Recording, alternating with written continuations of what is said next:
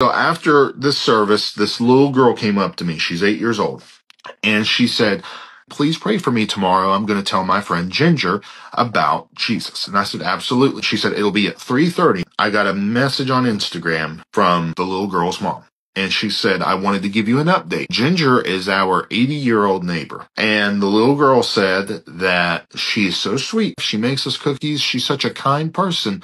But she's never talked about Jesus, and being a kind person doesn't get you to heaven. She goes to Ginger's house. The little girl was nervous at first, but she had prayed. I just pray that God will give me the words to say. So as she was talking, Ginger started crying, and she said, here's what you don't realize. Last night, I started thinking, I'm 80 years old. And she said, I just started worrying about what's going to happen to me when I die. And she said, I called out and said, God, if you're there, please send somebody to tell me how I can get to you. Ginger came to accept Jesus as her Lord and Savior that day, started going to church with the little girl.